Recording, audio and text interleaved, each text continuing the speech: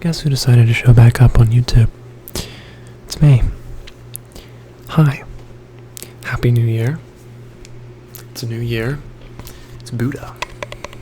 I'm not Buddhist. Disclaimer. One of my friends got me this for Christmas.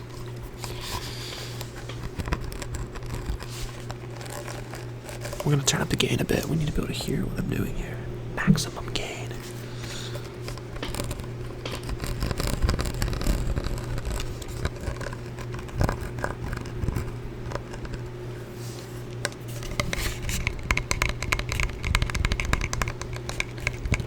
He said that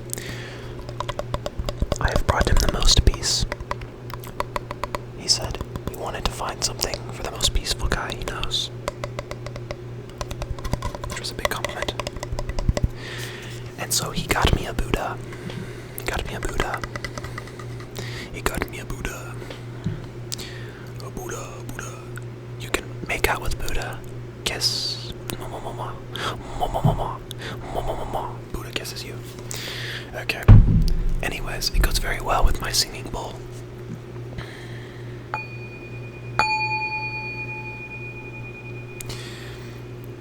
I guess I just somehow give off that type of energy. I don't really know how it works. But someone got me a singing bowl for my birthday, and then now someone got me a Buddha, and I'm like, what is next? What is next on the list of gifts that I'm going to receive in this sort of realm of reality? So, what's the plan for today, guys? I bet you're wondering, does he have direction? Does he have a plan?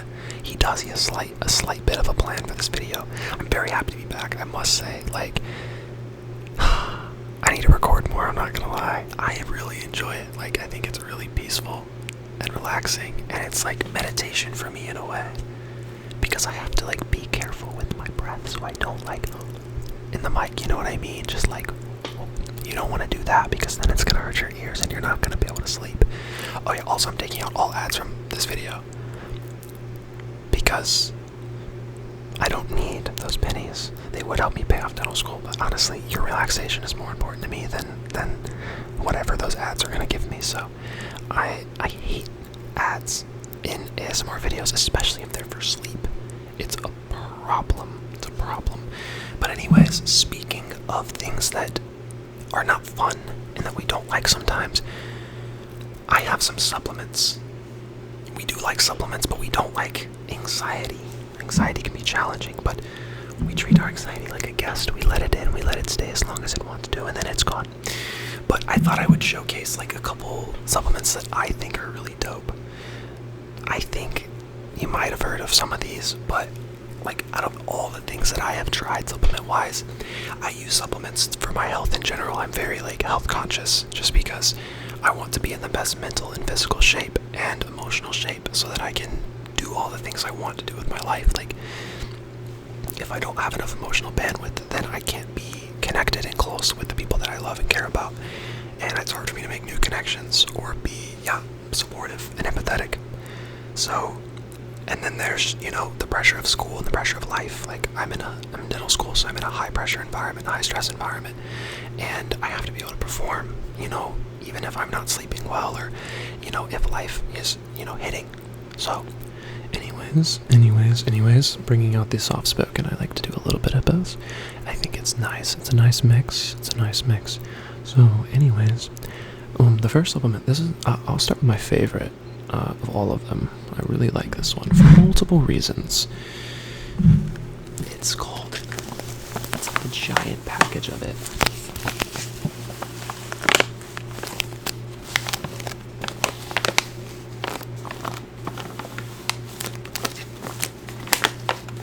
I hope it's not too loud. We shall see when I edit.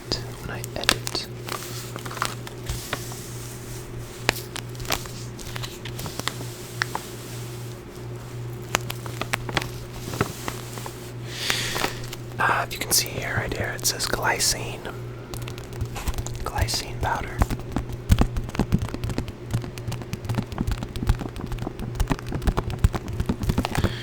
So they've done studies where they've given people, I think that the typical clinical trial is something like 3 grams of glycine, and the concept is that it basically goes and activates. There's a certain part of your brain called the suprachiasmatic nucleus. Suprachiasmatic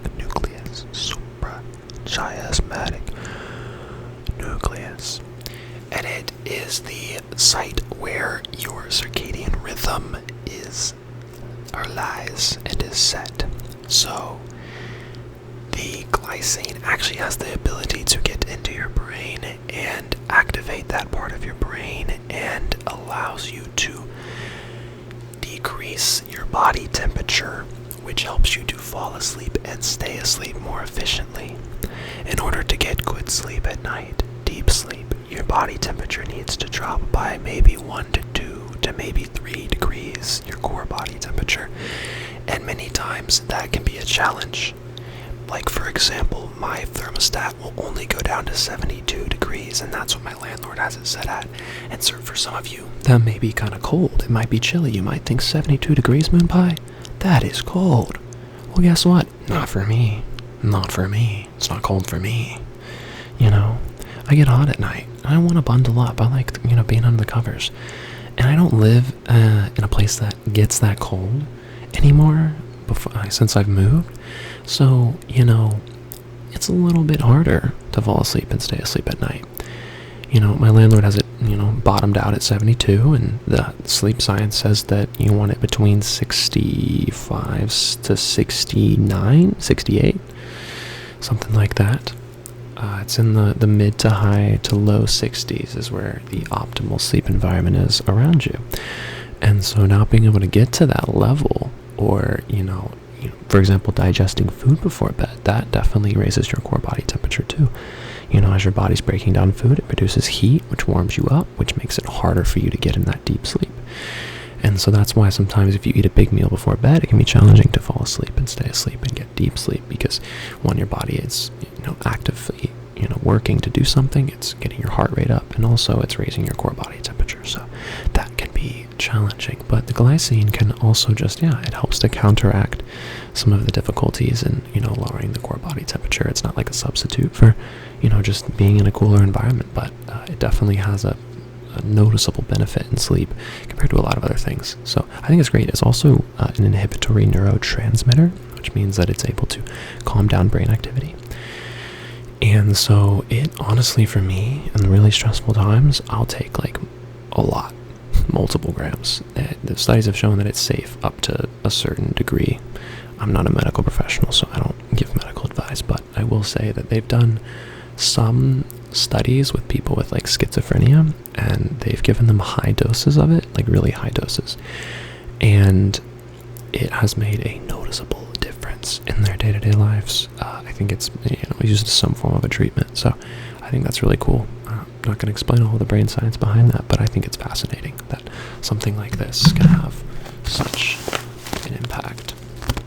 Such an impact. Anyways, moving on to the next one. This is a more common anxiety type supplement. You have L-theanine.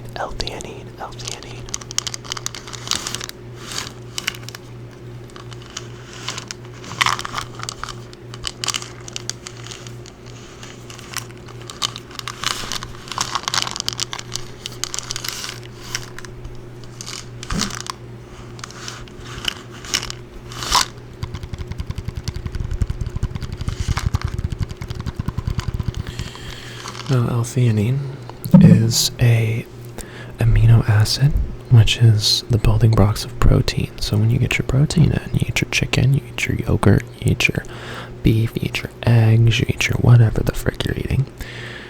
What's inside of that that's actually benefiting your body and mind is, amino acids. They're the building blocks for things like dopamine and serotonin, your neurotransmitters. They are the building blocks for your muscles, helping you to regrow, and that's why if you're active, you're in the gym, it's like eat your protein. Yes, eat your freaking protein. It's very important. But there is this amino acid. It's actually found in green tea.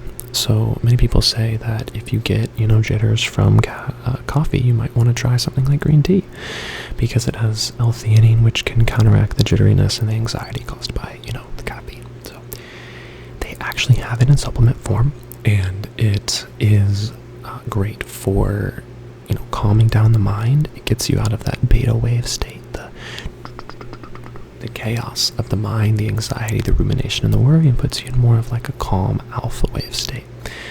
So there's multiple mechanisms by which it works, and I typically take like 200 to 400 milligrams at a time, give or take. And yeah, it helps me sleep better, it helps me to focus better. It's a great supplement. And then the last one I have, there's a couple more supplements that I have, but I'm just going to show a few today. There's a few of my favorites. So in all the forms of magnesium that you can take, and magnesium's a big topic, there is one that can cross the blood-brain barrier, that gets into the brain more effectively than any of the other of them. Because I think magnesium is typically going to go to your body and your muscles before it goes to your mind. But, having relaxed muscles also means you have a relaxed mind, and so magnesium can help with that too. But magnesium's involved in a lot of things. It's over 300 reactions, 300 biological reactions in your body and in your cellular biology. And so it's super important. And so magnesium L-threonate is the one that can cross the blood-brain barrier. And so it's really good for, sleep, relaxation, anxiety, and other things. And so, obviously none of these things are going to cure anxiety, but they're really nice to have if you need a little bit of like support and help, or just a boost in general. I mean, these things help cognitive performance, being able to focus better, be more emotionally regulated. I mean, nothing's perfect, but. And then there's also magnesium glycinate. It's another one. But actually, magnesium glycinate, as you can see, glycine, it has glycine in it. It is bound to that amino acid, which is pretty neat. So you can also get glycine in that, but it's not going to be as much glycine as if you just have like a powder supplement that you can take. So I typically go with the powder supplement. But anyways, so that's the first part of the video. Boom, supplements. You're very welcome. Nothing crazy there, but just thought I would share with you. So, what all are we going to do for the rest of the video? That's a great question. We can chat for a bit. How are you? I'll pay a bit of attention to you. If you want to leave me a comment, if you want to share one thing that is a highlight of your, winter time, your summertime, wherever you live, and your holidays, maybe a fun memory or, something you're learning, one way you're trying to grow, accomplishments you've had. Think about those types of things. Let's think like going to a new year. Like, I'm not a big, I don't really like the concept of like New Year's resolutions and like New Year, blah, blah, blah. Like, I don't really know. It's a new year and I'm grateful to be alive for sure. But I don't know. I'm not as big into that. I don't get as deeply into that as some people do, but I respect it. But on the theme, we can reflect. Why not reflect on last year and this year? And I think one of the biggest things that allows us to grow and change is, do you look at your past mistakes or do you run from them? Like, are we going to look at last year and see the challenges that we went through and be like, man, I don't even want to think about that. I never want to go back to that. And sometimes things are really hard to think about that we've been through. And so very much I can relate and understand that there's certain parts of our life that we may want to keep locked in a box and not really access too often. But I think one of the things is they always say that history repeats itself. And I also think we as people can tend to get into cycles and tend to have patterns in the ways that our lives will almost seemingly repeat ourselves. Maybe it's the way that we end up with the same type of partner over and over, or we end up in the same type of friendships, relationship dynamics over and over. Same jobs, same problems, same whatever. And so I think a lot of what drives that, there's a lot of things probably that drive it. I'm not saying there's one thing, and I'm not saying I know what it is. I'm just speaking from my experience. And when I say things, I'll clarify. I don't want to act like I know what I'm talking about. I'm sure of what I'm talking about. This is just where my mind is at. This is where my head is at. Somebody in one of my last videos got really upset with something that I shared, and I think they misunderstood me. I think they misunderstood what I was trying to say. And that's okay, but don't try to come for me. I'm really just here to speak my mind and share my life experience, and I don't really, it's okay, you can come for me other than somebody else I care about, but there's no need to degrade somebody's character. You can just ask a question. It's not very kind to make assumptions and because I'm really here to help you guys. So most of you guys, this is only for like a select few. That's the first negative comment I think I've ever gotten, but it's okay. People are sensitive, and I understand that. There's certain topics that can be triggering. I can be sensitive to a lot of things too sometimes. I don't think I'm a sensitive person necessarily. I'm usually very chill, but there are certain things that can bother me, and so I totally understand. So if there's anything you don't like, it's okay. It's life. We're not always going to agree with each other's perspectives, but yeah, anyways, the thing that I'm saying is that I do think a lot of times, for me personally, I haven't looked back and really learned from my mistakes, because I think failure almost can make us feel like it's degrading, it's demeaning. We don't want to think about it, we don't want to feel it, like if you mess up. But if you mess up and you never evaluate why you messed up, then it's going to be really hard to do it right the next time, to grow from it. I remember, this is like a simple example. I really wanted to learn how to juggle, and I could throw 2 balls at once. I can juggle now, but I could throw 2 balls at once, and I didn't want to throw the third. And I was wondering why. Like, what was it? Like, why was I afraid to throw the third ball? Because they want you to throw 1, 2, and then you need to throw the third, but my arm wouldn't move. And I think I was just afraid to fail, to mess up, to make a mistake. Because I'm like, I was talking about my friends the other day, and I said, like, I feel like I'm like a perfectionist in like social settings. Like, I don't want to make mistakes. I want to say the right things and do the right things, and be the person I need to be in all situations. And that's not realistic. It's not, possible. I'm human. But I care, and I want to do the best I can for those I care about. And he said, I forget how he worded it, but he basically was like, nah, bro, you're a perfectionist in all situations. It was funny. He just called me out.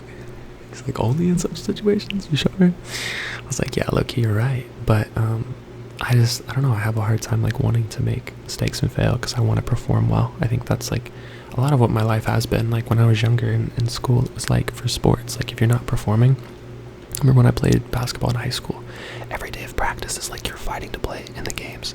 If you do not perform well, if you don't make your shots, then you're not getting put in. Everyone's going to think you suck, and you're going to get made fun of, and the coach is not going to look to you when, you need somebody. So for me, it was like I felt like I had to make every shot. I had to like perform perfectly.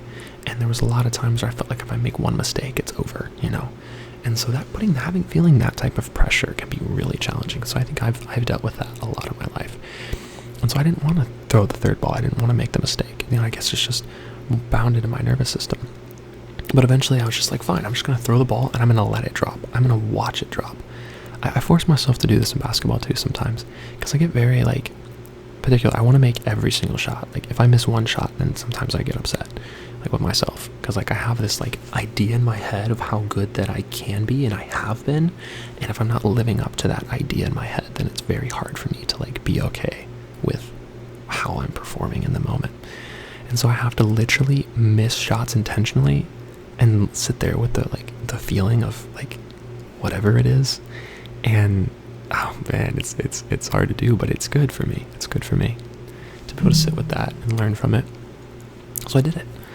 But if I hadn't done it, then I wouldn't have learned how to juggle. I wouldn't have gotten past that hurdle, those humps. And those are the things that can differentiate you being and becoming exactly what you want to be, and having exactly what you want, and you staying the way that, I don't want to say staying the way that you are as if there's something wrong with you. There's not. But there are levels to, like, there are things you desire, there are goals you want to have, and there are obstacles in the way. And a lot of times the obstacle in the way is internal, it's not external. It can be external, but in this situation, for this specific, what I'm talking about right now, I think there are a lot of internal obstacles that we have, things that we know we should do, but we choose not to do because it's too overwhelming. And I understand, I'm not judging, but I think it's like really like making those decisions and enduring that hardship or that uncomfortable feeling, the moving out of your comfort zone or whatever it is. I think like it's so important, it's so valuable. And over time, the more you do that, the more that you move out of your the more you make those decisions despite the fact that it's hard, you build this just unreal level of like respect for yourself and this belief that you can do it. Because I think a belief that you can't do it a lot of times stems from the fact that we don't go through, the stress. We don't push through the obstacle. We don't push past. We run from. Like if you think about it, the lion and the gazelle, they're both stressed, but one of them is chasing, the other one is running. And I think that when you're faced with stress, you have a couple options. But for this analogy, you can either, choose to push through, or you can choose to run away from. And if you run away from, you're going to feel less capable. Surrendering is different. I'm not saying don't surrender or don't accept, creating acceptance, because we can't always control. We can't always, push our way through everything. It's not always going to be the best.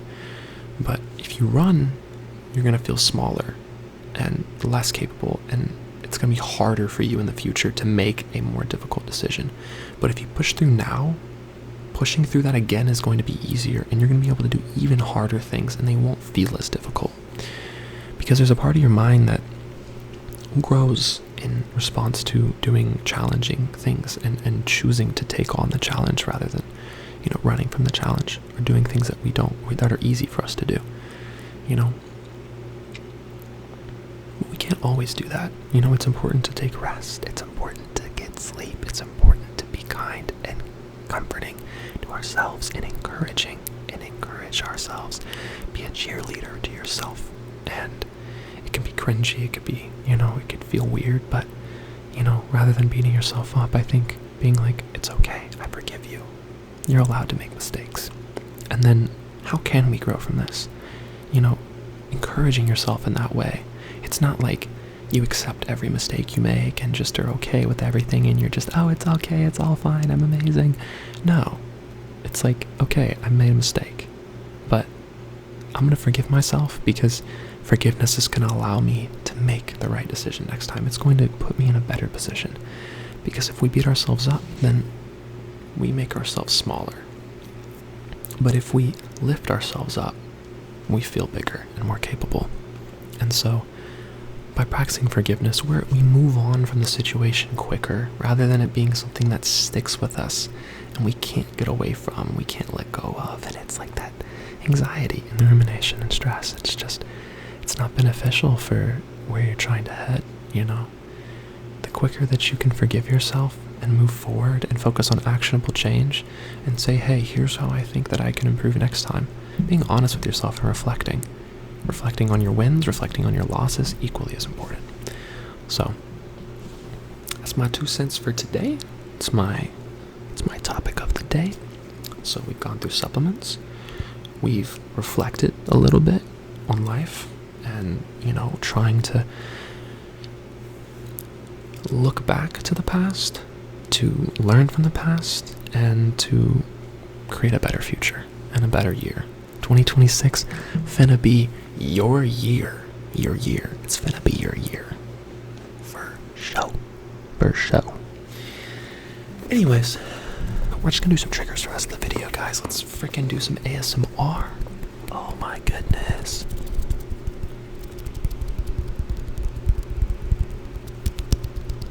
Can I make sounds?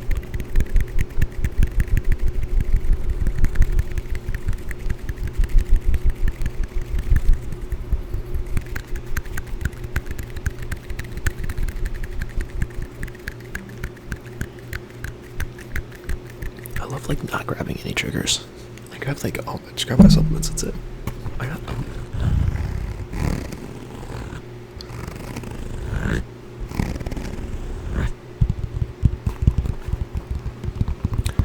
You just can't go wrong with tapping. Tapping is low-key goated. Okay, excuse me for a moment. I'm gonna go turn off the fans. I'll be back.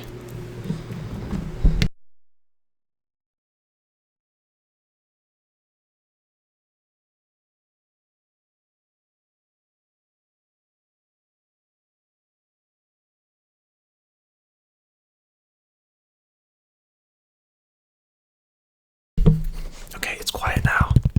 Oh, we can hear now. Oh my goodness. Oh, that's so much better. Oh my gosh.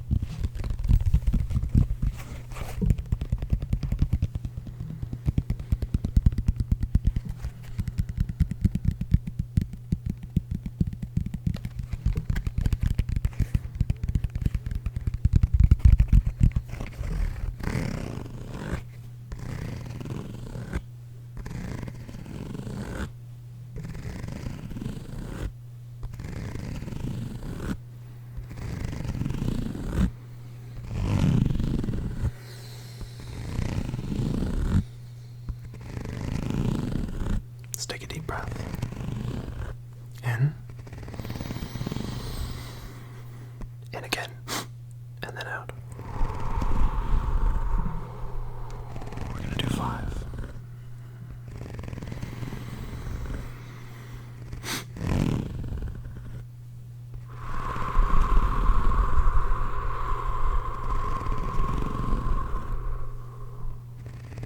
In. In again. And out.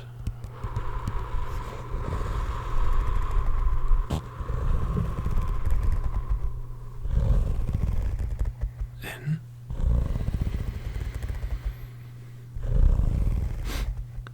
Out.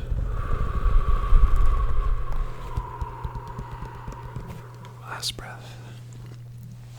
In. In. And out.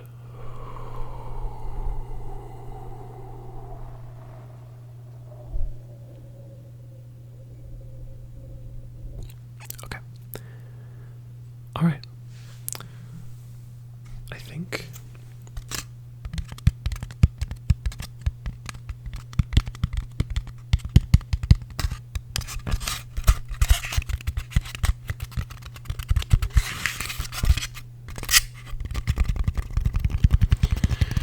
I'm about to wrap it up.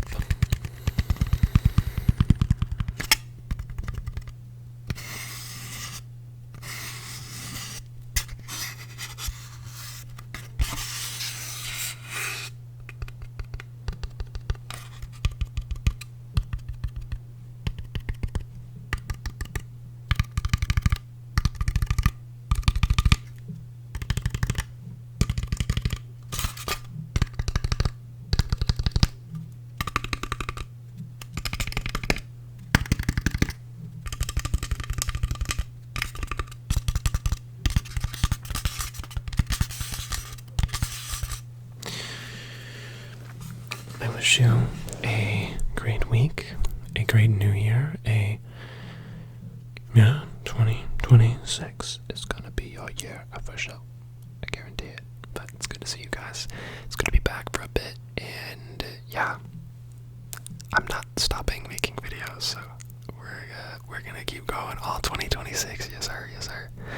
Let's get it. Okay. Alright. I'm gonna go eat. I'm gonna go rest. Probably watch some Bleach. And I'm gonna edit this video and upload it for you tonight. Let's go.